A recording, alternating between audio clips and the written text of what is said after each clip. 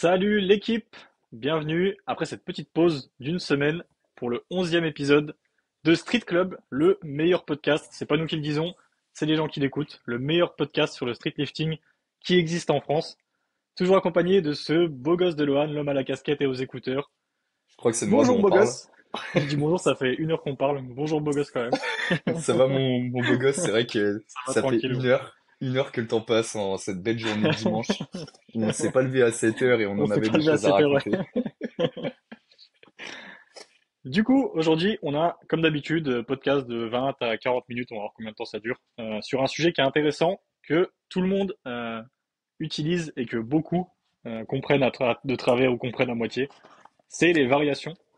Déjà, avant de commencer, Mm. parce qu'il y a quand même de l'actu, on va demander la petite actu du beau gosse, parce qu'il a pas mal de choses à raconter Ah le sur ces salaud. dernières semaines. Il sait que Allez, j'aime pas dis-le. parler de moi en plus. Écoutez l'équipe, on en parlait un peu dans les derniers podcasts parce que bah voilà, écoutez, c'était mon retour en compétition il y a pas longtemps, il y a de ça 2 semaines je crois.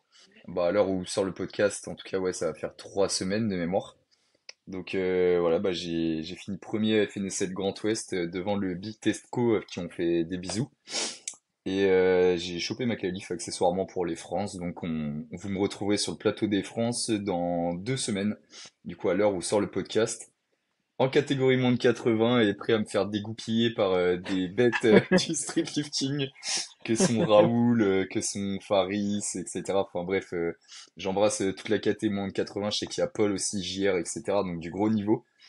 L'objectif sera de pas me prendre des plus 100 par tous les participants de la KT, d'essayer de finir avant-dernier et non dernier, mais bon voilà, je compte sur vous pour le soutien. Tu vises combien là de total? Bah écoute, ce serait bien de Dans un finir monde la idéal, genre. série, ça serait bien de finir la série Road to 400. J'en peux plus de cette série qui me prend un temps monstre. Donc si je peux, voilà, j'ai fini à 396 de total à Grand Ouest pour assurer la qualif. Maintenant l'objectif ça va être de faire mieux et faire mieux de la bonne des manières. Donc je vais essayer de faire des barres pour viser 400 total. Que ça passe ou pas, dans tous les cas, voilà, je vais tenter le coup, je vais faire un peu le kamikaze, on verra ce que ça donne. Tout pour le kiff. Ouais mec, on va ouvrir haut et tenter de finir haut et soit ça passe, soit ça casse et puis écoute, on verra bien. Hâte de voir ça en tout cas. Eh ben écoute, Ok c'est des bonnes oui. nouvelles. Un plaisir à entendre. Bon, je le savais Et déjà, toi, mais un plaisir à entendre quand même. ton retour en compétition et tes objectifs, toi d'ailleurs, tant qu'on est dans les actus? Retour en compétition, si le genou veut bien, en novembre, 1er et 2 novembre à Annecy, Annecy for Lift, je crois que c'est ça, de la Hmm. compétition d'Annecy Street Event. Et objectif, euh, objectif de, je vais donner mes barres une par une. Le squat, déjà j'aimerais bien juste revenir à mon niveau, donc taper une 190, Hmm. 195 environ, je serais déjà ultra content. Muscle up, 30 ou plus. J'ai fait 2 fois 25 là. De toute façon, la vidéo est déjà sortie sur ma chaîne, il n'y a pas de spoil. Au moment où je vais sortir le podcast. Donc 2 fois 25, je pense que les 30, ils vont être accessibles avec le poids du corps qui va baisser largement. Donc 30, taper les 80, déjà obligé. Là, il faut aller les chercher, c'est le bon moment. Et dips, franchement, j'ai fait 2 fois 115 assez facile. Prochain bloc, on va aller chercher un 2 fois 120, 2 fois 118 ou 2 fois 120, on va voir comment ça passe. Mais je pense que j'aurai la réponse d'ici là. Et en sachant que là, à ce moment-là, j'aurai encore quelques mois avant Annecy. Donc encore la possibilité de construire là-dessus. Donc en vrai, je pense qu'un 130, c'est pas déconnant, tu vois. Ouais, ça va se chercher en vrai, hein. Si j'arrive à taper 2 fois 120 et que j'ai une mini marge, genre que je donne pas toute mon âme, je pense que les 130 quelques mois après, ils sont largement atteignables avec le picking, etc. Je Hmm. pense que c'est largement faisable. On Voilà les commence à petits objectifs, arriver gros. sur des belles barres, toujours en moins de 73 toi en plus. Ouais, toujours, ouais. Ouais, J'avais donc hésité à la monter en vrai, mais ça me demande de manger énormément déjà. Et gros, c'est vraiment le truc qui me met dans l'inconfort de me bourrer toute la journée, tu vois. Ça me saoule hmm. vite. Alors que là, maintenir un poids du corps vers 76, 77, tu vois, c'est un rythme de vie normal, tu vois. Genre, je Hmm, mange à hmm. ma faim, je suis pas fatigué, mes entraînements, ils sont qualitatifs. Donc, c'est largement faisable. Après, on verra si le poids monte tout seul et que je finis par arriver à 80, 80, 81 et que je galère à descendre, je me poserai la question. Mais pour l'instant, en vrai, je sais que la cut M&M, ça le fera le taf. Et que les 73, ils vont arriver facile, donc, Ah, on c'est va clair. rester là-dessus. Puis Ah, gros, être surtout fort que sur nous le tirage en les arrivant en comp, c'est un plaisir. ouais, mais surtout que nous les prises de masse, elles sont compliquées en street, hein. On est obligé de prendre de la masse propre Ouais, parce c'est ça, ouais. que en fait, si tu fais de la merde avec ta compo corporelle et que tu prends un plus 7 en 2 mois, bon, ce que j'avais fait clairement l'année dernière. Tu te Tu retrouves le à être ressens, hein. tellement, mais tellement gaze au tirage. C'est comme si Oh t'avais là un là. truc en plus sur la ceinture. Ah, c'est clair. Mais quand je faisais des échecs à 20 kilos l'année dernière, alors que j'avais un PR RPE 9 à 22,5, je me disais, putain, ma vie, elle est misérable. Mais ouais, du coup, 73 pour garder ouais, garder le tirage qui me met en confiance et qui me met en forme au début de la comp. J'adore envoyer un gros Mm, tirage, éclater le mm, muscle up, envoyer une belle traction. mm, Et mm, gros, ça te met déjà dans de bonnes conditions pour envoyer le reste de la comp. Et, puis c'est pas une cut de malade, en vrai, je vais cut. Parce que là, je mange vraiment beaucoup là en ce moment, pour être à mm. 77. En vrai, j'arrête juste de manger comme un cochon. Je cut déjà 1 kg, 1,5 kg facile. Ouais. Et après c'est que du bénéf. M&M's, un peu d'eau, et puis voilà, c'est fini. Et au pire, le Donc c'est sodium, pas très compliqué. Ouais, c'est ça. ouais. Petit watercut très vif, sans abuser, sans trop se Mm, fatiguer. Et en vrai, j'y suis largement. ouais, c'est clair. Donc voilà un peu les actus de l'équipe. Bah, ouais, n'hésitez pas à nous dire dans les coms, c'est quoi vos actus à vous? C'est qu'est-ce que vous faites en ce moment? C'est quoi vos perfs? Ça permet de connaître un petit peu l'audience. En vrai, ça fait toujours plaisir. C'est quoi vos petites galères aussi? Parce que ça peut nous permettre de garder des sujets pour les prochains. Si on peut développer des sujets qui peuvent vous aider vous, Mm. sur des sujets un peu précis, un peu particuliers, ça peut être intéressant aussi. Donc n'hésitez pas à bombarder les coms. Petite casquette pour dire que Loan est beau gosse. Et on va passer tout de suite au sujet du jour. Et la petite aubergine avant que, que Max la zappe, pour dire que Max est le plus beau, évidemment. Du coup, le sujet du jour. Aujourd'hui, on va parler un peu des variations. Parce que tout le monde fait des variations dans son entraînement, quasiment, je pense. Au moins 95% des gens tapent des variations dans leur entraînement. Et la plupart euh, pensent parfois, je pense, qu'ils sont obligés d'en mettre. Ils sont obligés d'avoir tout le temps des variations, de tout le temps avoir telle ou telle variation, sans trop comprendre pourquoi ils les mettent en place, comment les mettre en place, et à quoi ça va leur servir au final. Donc on va parler un petit peu variation aujourd'hui. Donc si le Big L peut déjà commencer, je pense que le truc Ok, intéressant, ça pourrait dire, est-ce que les variations, elles sont obligatoires ou pas, déjà, pour démarrer. ok. Moi, je dirais que, bah, de toute façon, comme tout le monde, hein, je pense, la plupart des gens ont la même opinion.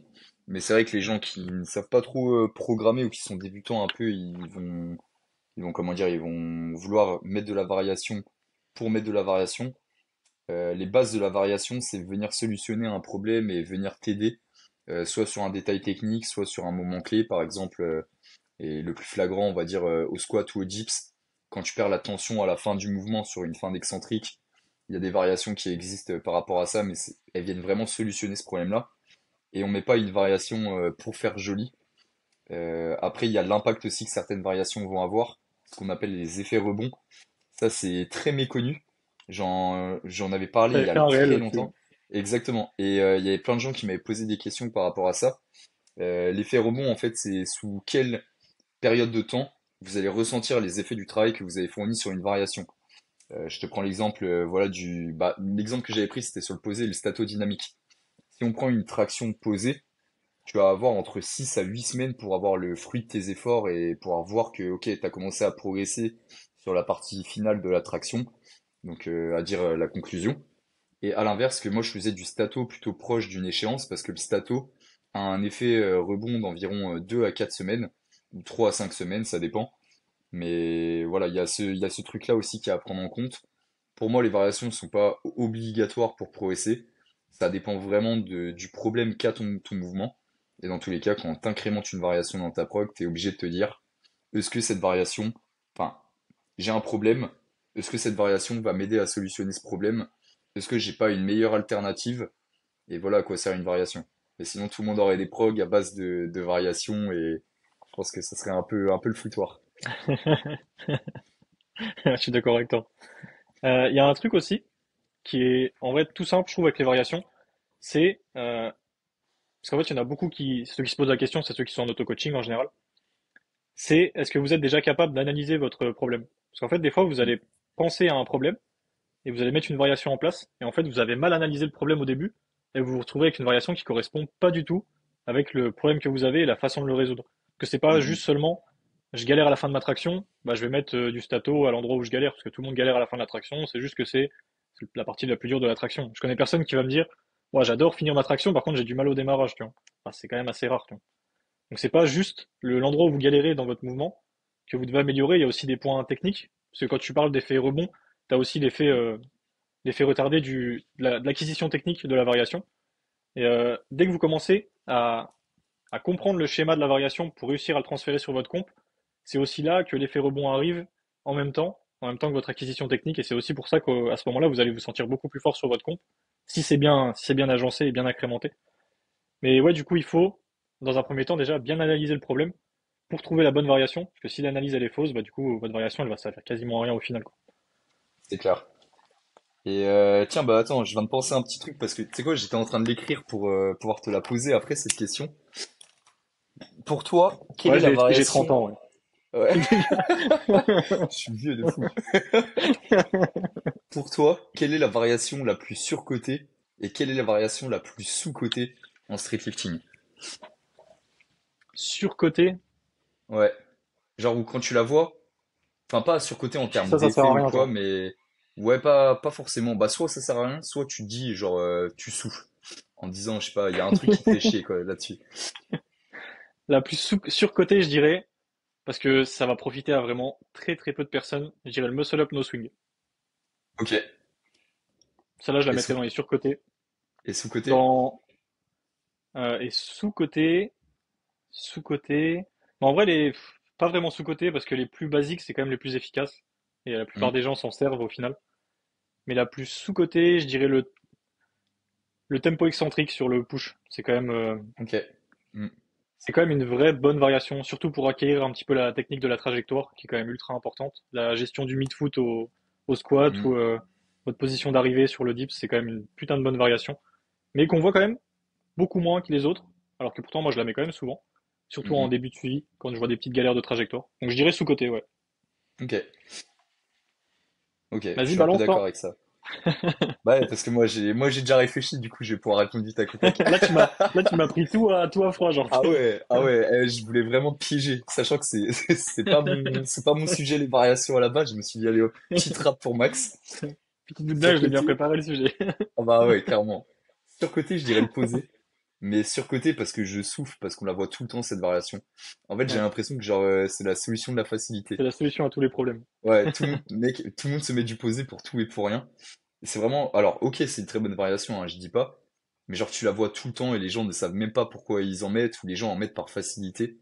Et tu vois, on en revient à ce qu'on disait au tout début en mode tu mets une variation mais pour solutionner un problème.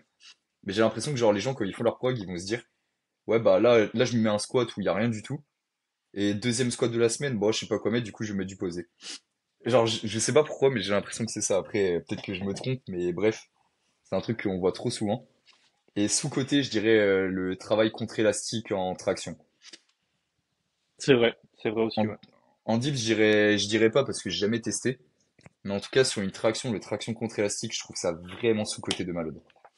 En dips, je pense que la charge est un peu trop élevée pour voir une vraie diff par rapport aux tractions, tu vois. C'est la différence de charge. Hmm, Ou alors il faudrait vraiment une bête d'élastique. Et là, la hmm, mise en place avec une bête d'élastique, tous ceux qui sont déjà ouais, mis sur la box en ayant un élastique déjà de 25 ou de 35 ouais, qui les tire, ils savent déjà de quoi je parle. Donc si tu veux commencer à taper un élastique de 50 pour te l'accrocher et après te mettre sur le poste à dips, ouais, en laisse plus de tomber. tes poids, j'abandonne la variation déjà. Juste pour la mise en place Et compliquée, tu vois. au muscle up, je préfère pas imaginer. J'ai jamais testé et je pense que j'ai pas le niveau encore de, de tester ça. Bah tu vois, moi au muscle up, bah j'aurais pu la mettre en surcoté, tu vois. Moi je trouve que celle-là au muscle up, elle est surcotée, tu vois. Ok, Parce que ok, c'est le prochain truc que je voulais aborder, Jean. C'est vas-y. sur les variations, c'est un truc que je dis souvent. Si la variation, elle est trop éloignée de votre comp, de votre mouvement de compétition, si vraiment ça dénature totalement votre mouvement de compétition, pour Hmm, moi, elle sert à rien. Genre si vous mettez, comme je disais, de l'excentrique, et que sur votre excentrique, votre trajectoire, elle a rien à voir avec votre excentrique de comp, et que même en mettant la variation, votre excentrique en comp, elle s'améliore pas. Moi j'ai réussi à le dire sans bégayer, incroyable. ça claque de malade. Du coup, pour moi, la variation, elle sert à rien. Et du coup, je trouve que le muscle up avec un élastique, comme le no swing, c'est beaucoup trop loin de votre mouvement de compétition pour que ça ait un vrai transfert. Euh, Tu vois, le muscle up élastique, ça modifie tellement ta trajectoire quand tu commences à faire ta transition, que ça Hmm, t'attire vers l'avant, là où toi, tu as tendance à te projeter et à bien placer tes hanches, tu vas te retrouver avec les hanches qui sont dégagées, enfin, qui sont attirées vers l'avant, alors que c'est pas du tout la force qui est appliquée sur un muscle up quand tu fais muscle up lesté.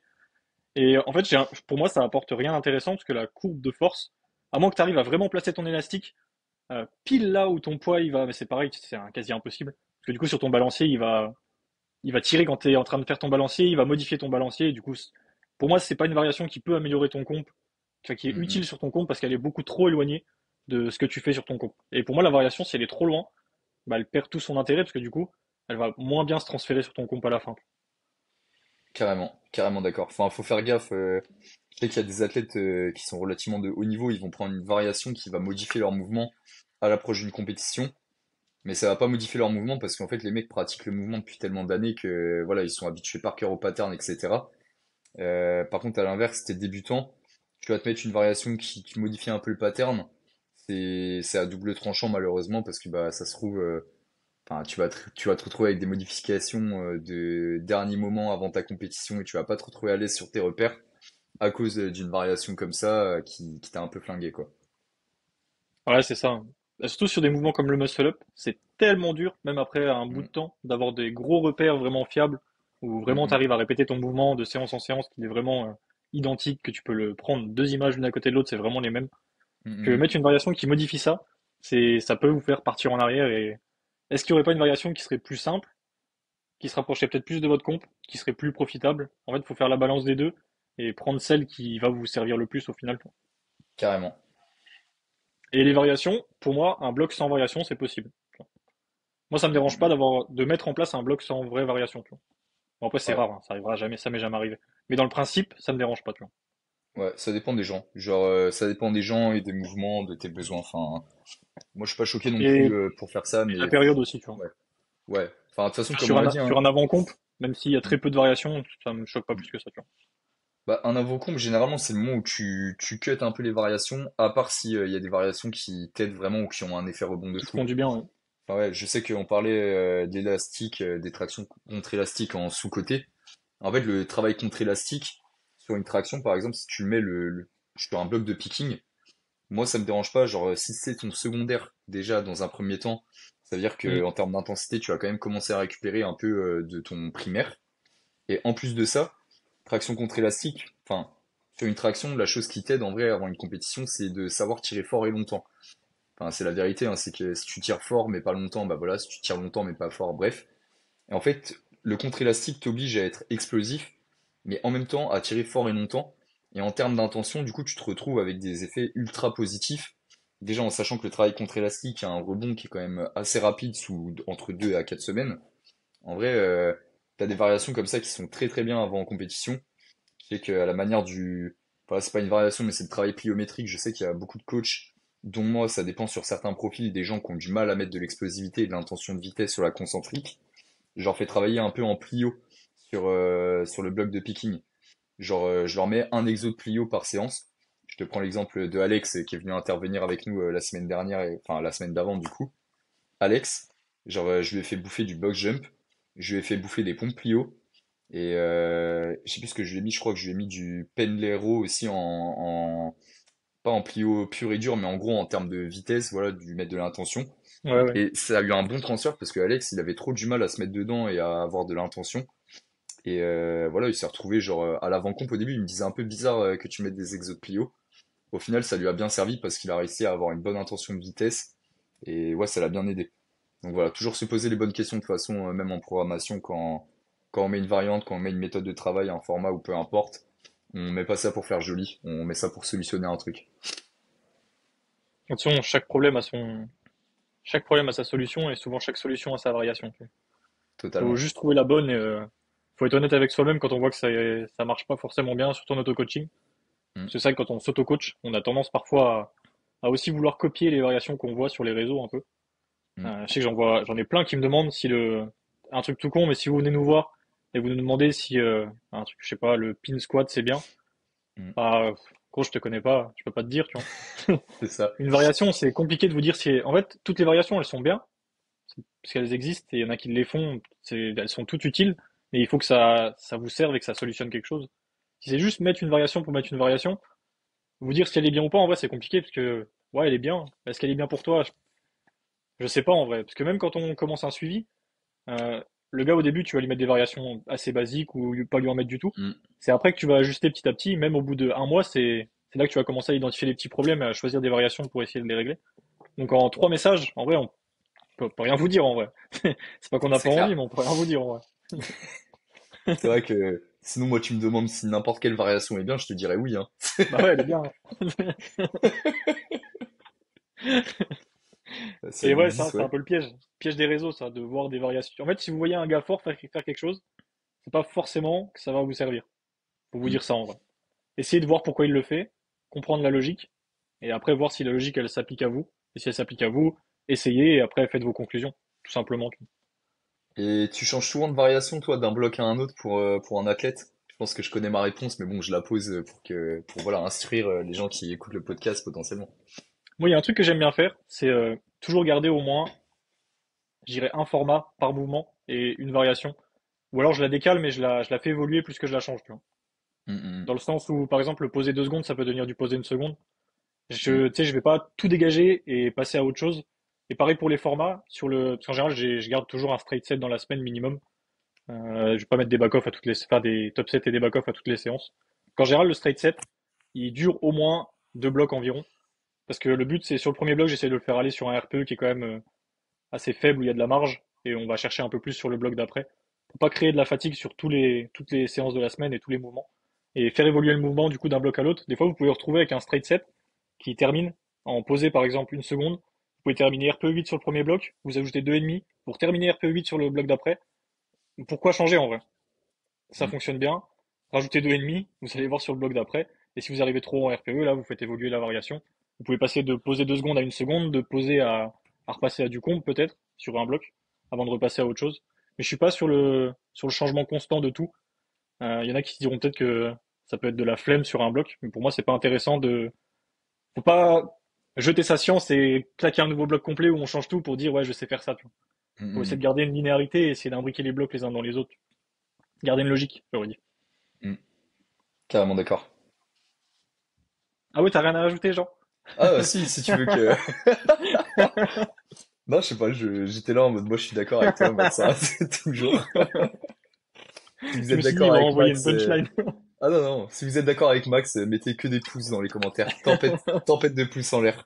Et si vous aimez pas Max, tempête de pouces en bas. Mais si de toute façon on voit des pouces en bas dans les commentaires, ça va vous bloquer de partout, hein. Cherchez pas à comprendre. Voilà, régime totalitaire ici. On a Euh, un bot qui dégage. Non, ouais, moi j'ai du mal avec les gens qui changent de variation tout le temps, tout le temps, tout le temps. Genre, tu leur mets trois blocs, les mecs ils vont avoir une variation différente à chaque fois. À part si ça se fait dans la continuité d'un travail. Ah, aussi, Bah, le tu problème a disais par évolué, exemple. ouais, c'est ça. Ouais, voilà ça. Et toi, tu disais par exemple avec le posé, moi j'ai le même exemple, mais avec le tempo excentrique posé. Par exemple sur un squat d'un profil où il perd la tension. Voilà, le bloc juste avant la compétition, il est peut-être en tempo posé. Par contre, on va dire, allez, le bloc de picking, il va être en tempo excentrique en fait, et je lui supprime le posé, pardon, par rapport notamment à l'effet rebond comme on disait. En fait, voilà, il n'y a pas de solution, mais c'est sûr que quand t'as quelqu'un qui s'y connaît un peu et qui te met les trucs de manière logique, ça le fait. Mais ouais, je préfère limite m'acharner sur une variation et voilà, on fait le compte rendu à la fin et on trouve que la variation n'a pas marché. Mais au moins, on sait qu'elle n'a pas marché, plutôt que changer tout le temps de variation et te retrouver avec un truc qui change pas. Et surtout que ton corps, il crée des adaptations en fait à l'effort. Donc par exemple, voilà, tu vas faire du posé.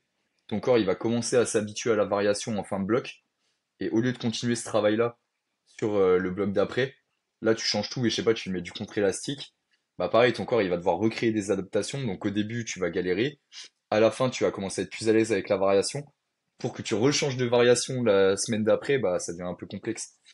Genre faut bien penser que voilà, enfin après c'est tous les formats en général. C'est bien de changer certains formats pour pas que ton corps soit trop habitué et pour pouvoir choquer le muscle, choquer tout ce que tu veux. Le truc de go muscu qu'on disait à l'époque. Mais, euh, mais en vrai, c'est bien aussi de laisser son corps créer des adaptations, de voilà, pouvoir pousser un peu la machine un peu loin et voir de quoi t'es capable et te dire, ok, c'est le moment de changer parce que là, j'ai exploité ce que je pouvais exploiter, plutôt que voilà, arriver à 50% de ce que t'es capable de faire et au lieu de continuer le travail sur la variation en question, tu rechanges de variation, tu repars de 0%, tu recrées des adaptations jusqu'à 50% et au final, voilà, ça, enfin, tu te rends jamais compte de ce que tu aurais pu faire sur la variation et de ce que tu aurais pu exploiter en fait. Ouais, je suis d'accord avec toi. Ouais. De toute façon, si vous avez un truc qui marche, poncez-le, hein. Là, on parle Ouais. surtout pour les gars qui sont en auto-coaching, hein. Si vous arrivez à Ouais. trouver un truc qui marche, en vrai, poncez-le jusqu'à que ça marche plus. De toute façon, c'est un Parce peu ça le que, coaching, hein. ah, C'est c'est ça, trouve, faut trouver le truc qui marche, tu vois. ouais. comme t'en parlais, toi, trouve ta solution miracle. Une fois que tu l'as, tu l'exploites à fond. Et une fois que ça marche plus, c'est le moment où tu commences à te poser des questions sur qu'est-ce que tu peux modifier pour retrouver ta solution miracle adaptée. Ouais, c'est Voilà, ça. Puis il y a c'était aussi les belles paroles de Max. petit principe de spécificité aussi, hein. Si vous mettez Mm, du poser 3 secondes avant une compétition, c'est pas forcément le meilleur truc. Enfin, mm. Ouais, voilà, comme on en pas le parlait, hein. meilleur moment, quoi. De toute façon, les Plus variations vous avant approchez d'une comp, plus vous compétition, êtes spécifique. Voilà, ouais, tout simple. ouais, déjà, faut être spécifique.